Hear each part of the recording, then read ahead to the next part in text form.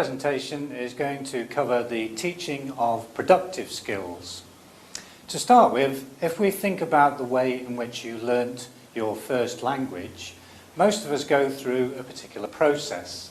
Firstly, we listen to those around us. After that first silent period of listening to other people, then we start to make utterances. Having learnt to speak, to a certain extent at least, we then go on to learn how to read and to write. And this process that we go through is actually covering the 4 skills that we're trying to teach with our English students. So we have listening, speaking, reading and writing. If we group those skills into their different types, then the 2 skills of reading and listening are known as receptive skills, whereas the skills of speaking and writing are known as productive skills. In this session, we're going to focus on the production skills and have a look at how to create a lesson for that. So we'll focus first of all on a speaking skills lesson. And perhaps a starting point for this would be to ask a question, which is, why do we speak to each other? The reason that it's important to ask ourselves this question is that whatever answers there are to this should be present in our lessons. So, why do we speak to each other? Well, there are a multitude of answers to that, but when you boil them all down to their essence, they probably actually come down to one of 2 things. We communicate to each other via speaking because of either a need, we need something, we want something, or a desire to achieve something. Before we move on to the planning of a lesson for speaking skills, something that we need to look at first is the idea of the accuracy versus the fluency of speaking. Accuracy relates to the correct usage of grammar and vocabulary, whereas fluency relates to our ability to continue speaking without any interruption. Now, ultimately, within a whole ESA lesson, or within language learning itself, fluency and accuracy are equally important. Within an ESA lesson, however, depending upon which stage we're at in that lesson, then we're either focusing on accuracy or we're focusing on fluency. Remember, in the ESA lesson, in the study phase, this is where we're looking at the target language, where we're doing our language learning. So it's very important in this stage that we focus on the accuracy of the language. Whereas in the activate stage, we're trying to get the students to use the language in a realistic way, and what we want them to do there is to focus on fluency. So speaking activities will come in many different forms, but we can generalize them into 3 basic types. Controlled activities tend to be used in the study phase, and here the teacher will be helping the students in terms of what they need to say and how they go about saying it. So there's a high level of structure within a controlled activity. A guided activity has slightly less structure than this, and it can be used in either the study or the activate stages themselves.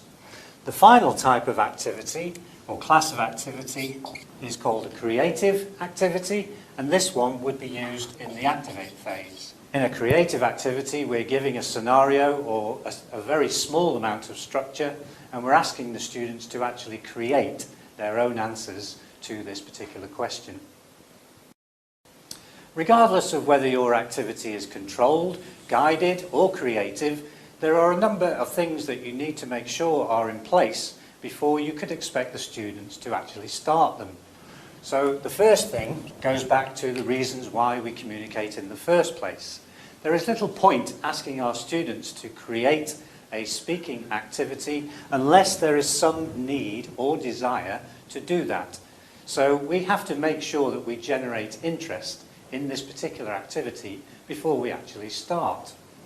The second thing, do our students have the language knowledge that is necessary in order to be able to complete such a speaking activity?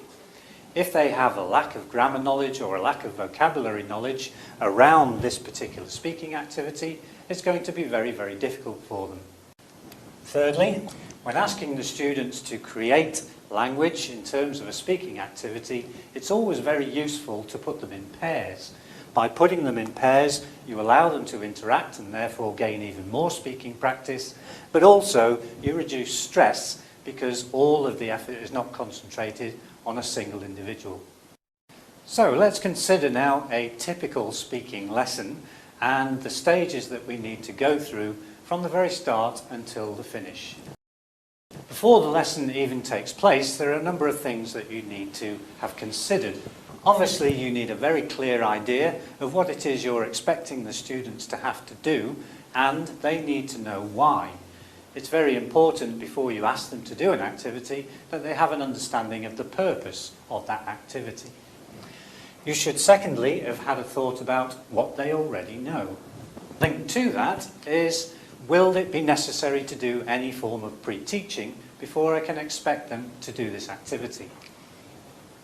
And finally, we need to make sure that we have prepared all our materials and our instructions for this particular activity. So, we'll consider a straight arrow ESA lesson, the focus of which is to be speaking skills. So we'll start with our engage. And in a typical lesson, what we might do is ask our students about the weather in their country and if they know anything about the weather in any other countries. So throughout this engage phase, what we can be doing is to be drawing information out from the students, getting that information up onto the board and starting to generate some interest in the topic itself.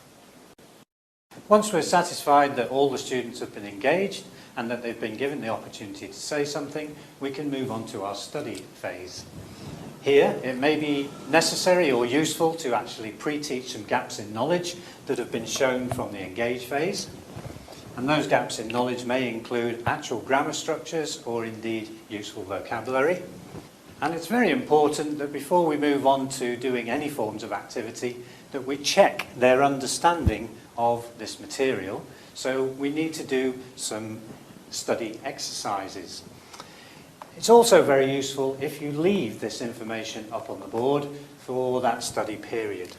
Those study activities can just be the normal types of gap fills or matching activities, and as always, we need to demonstrate those activities, elicit correct answers before we actually give out the material, and once they're doing the activity, monitor.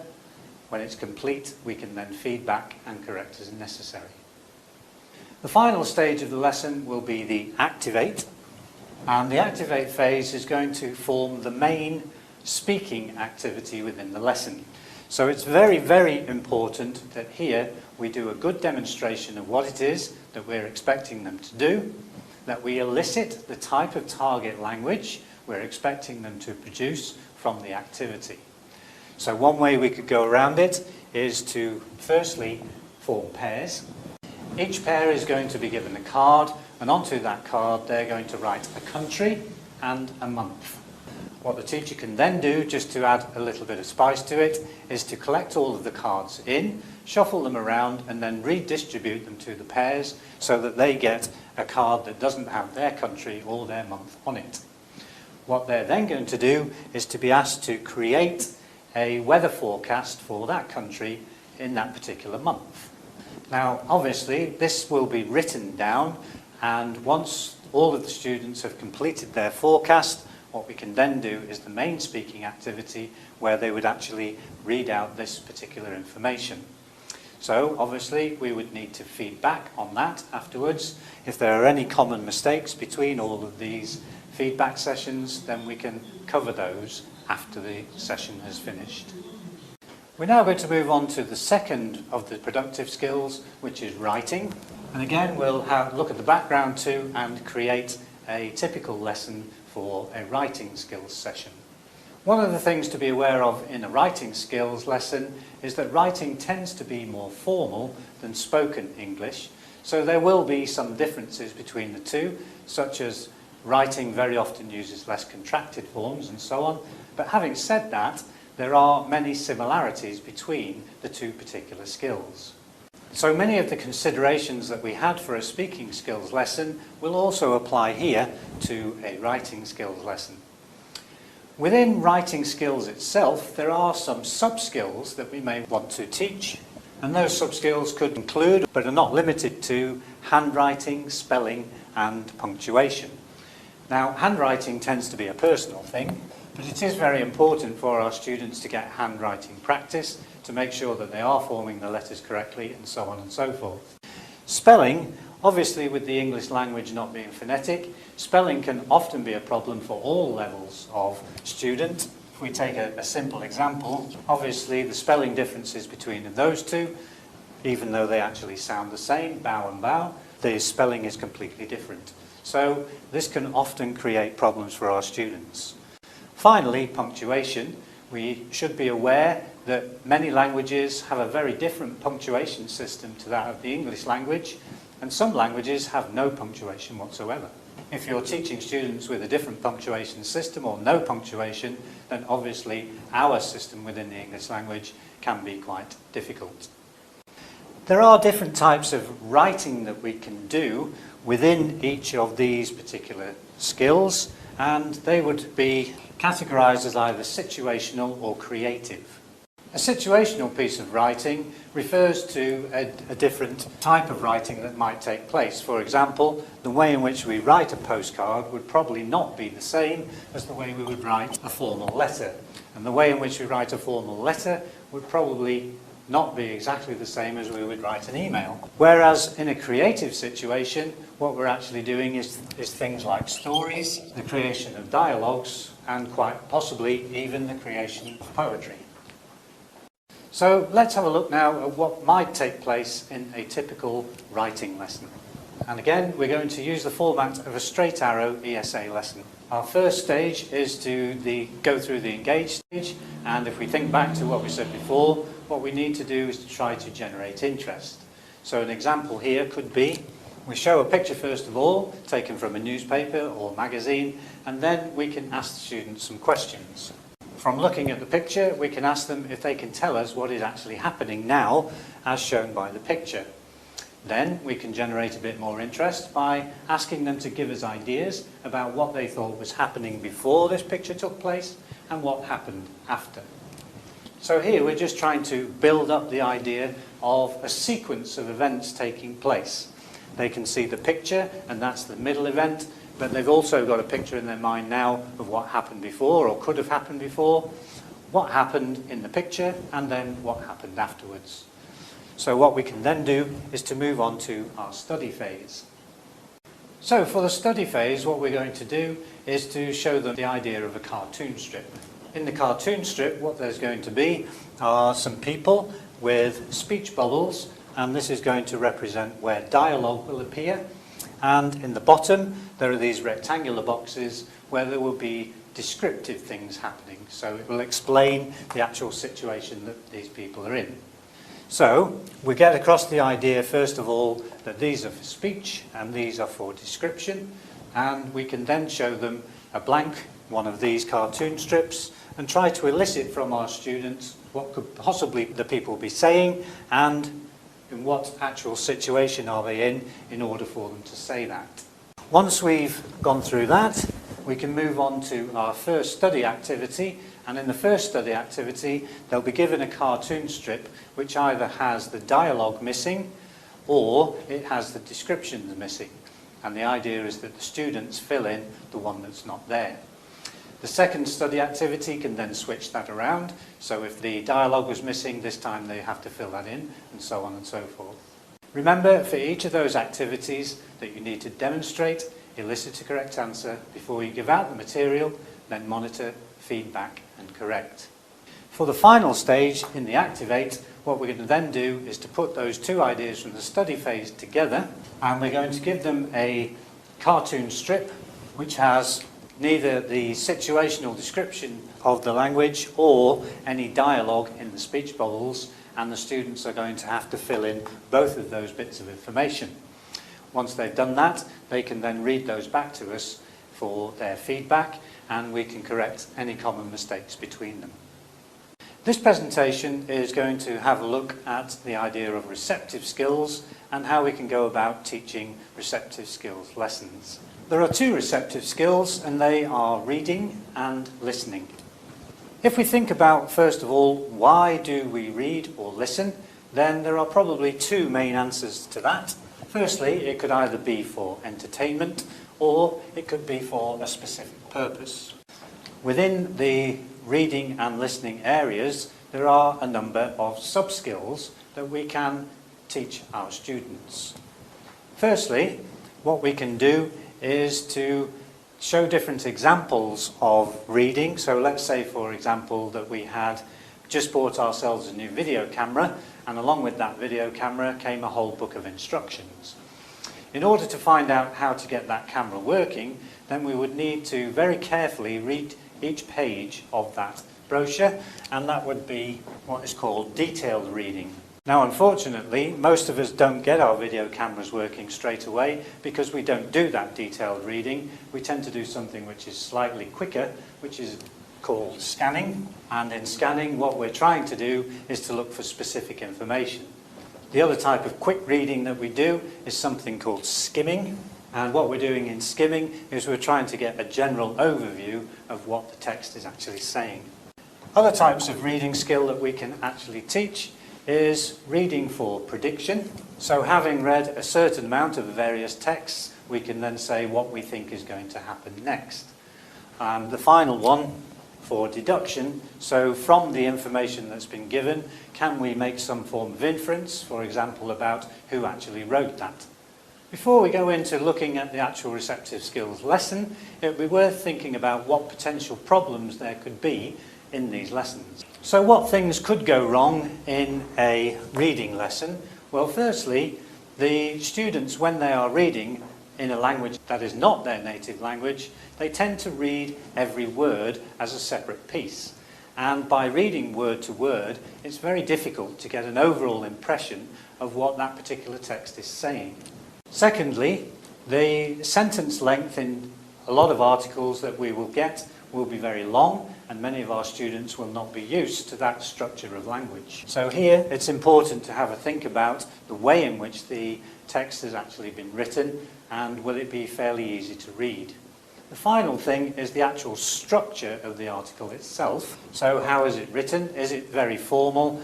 Is it in the form of a postcard or an email? And are the students familiar with that type of writing? Some of the problems that occur with listening, well, perhaps the most difficult thing is the fact that in a listening lesson the information is in the form of a continuous stream. This means that a certain word will enter into our ear, pass through our brain, and then that word is then gone. So unlike reading, where if we're scanning through and we're not sure what that word means, we can go back, in a listening lesson, once something has been said, it's gone.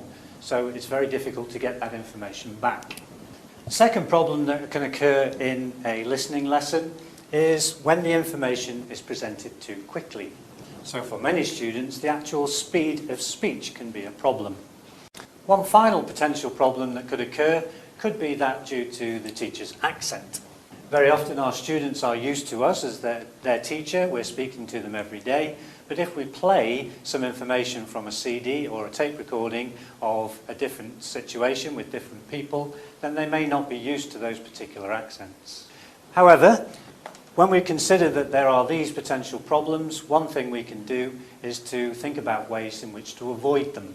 So some of the ways in which we can avoid these problems occurring in the first place is to pre-teach the vocabulary that's going to be required in the particular activity and the grammar. Now, having said this, it doesn't mean that if we think about a particular article that they're going to read or a listening activity that they're going to listen to, they don't have to know every single word in there, but they do need to know a certain number of words in order to actually make sense out of it. Secondly, most of the materials that we'll be using for both reading and possibly for listening will be what's called an authentic material. In other words, it's a real piece of material from a newspaper or magazine that hasn't been created for a particular class. And so we need a very careful selection of text in terms of what vocabulary is in there, what actual language use is in there, and also the way in which it's been written. So the careful selection of texts. We need to be careful about the choice of topic. Is it something that our group is going to be interested in? Is it something indeed that they're going to know anything about?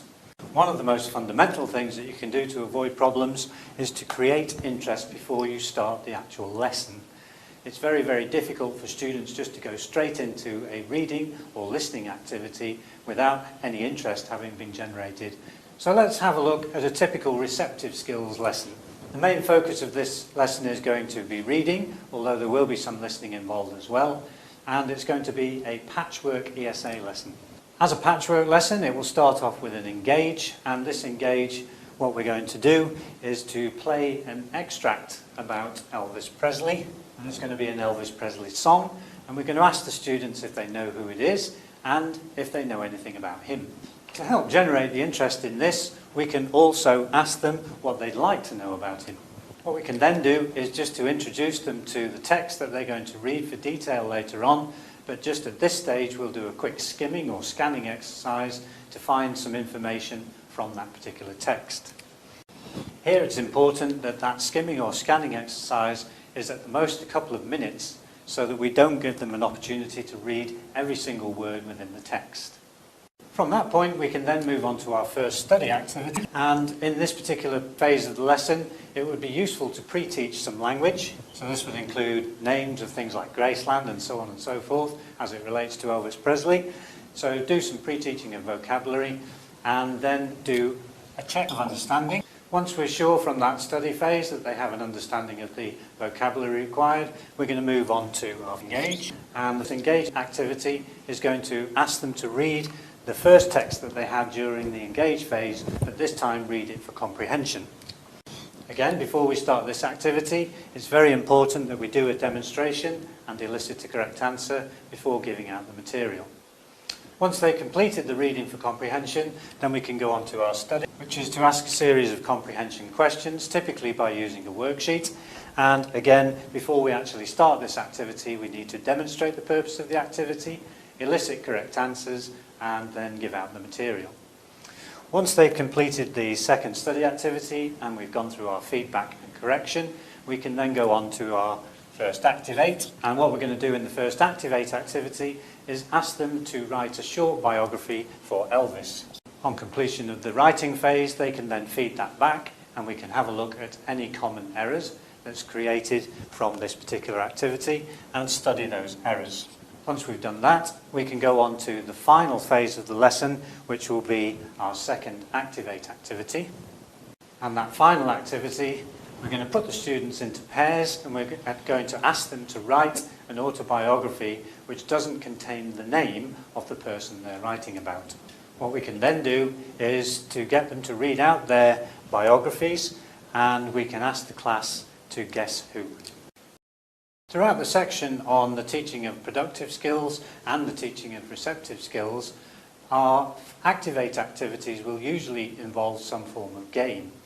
And our final consideration here will be the use of games in the classroom. We could start with a definition of what we actually mean by a game, and basically has three components. A game is an activity that has rules. It should have, for its purpose in the classroom, a teaching point, and by nature of the fact that it's a game, it should also include an element of fun. So that will be our working definition for a game that we're going to use in the classroom. There are many different types of games, and they range between the competitive, those which require cooperation, and there are all sorts of games that involve both of these together. So what we'll do is to consider two well-known games from a long list that we could give, such as Scrabble, Monopoly, Tic-Tac-Toe, Jeopardy, and so on and so forth. We'll have a look at those two games and see how they can be adapted for classroom use. So let's take a common game that's been played over the years, which is called Noughts and Crosses, or Tic-Tac-Toe. What we're going to do is to adapt this game for classroom use. So we've taken the normal tic-tac-toe or noughts and crosses grid, and we've just numbered out each of the particular squares. What we can then do is to form teams, and those teams can then be asked a series of questions, and they get to choose which question they want from 1 to 9. So let's say, for example, they choose question 1. That could be on anything that they have studied, be it grammar or vocabulary. If they get that question correct, and say they are the noughts or the zeros, then they get to put their mark here. What the next group will probably do is to try to block them in some way by choosing this one, or this one. And again, their choice relates to some grammar or vocabulary point. So here is a very simple use of noughts and crosses for teaching language. The next example of a game that we can adapt very easily for classroom use is the game of Jeopardy. And in this particular game, what we can do is to have a set of levels for our questions, let's say 1 through 5, where 1 is going to be the easiest example and 5 is going to be the most difficult.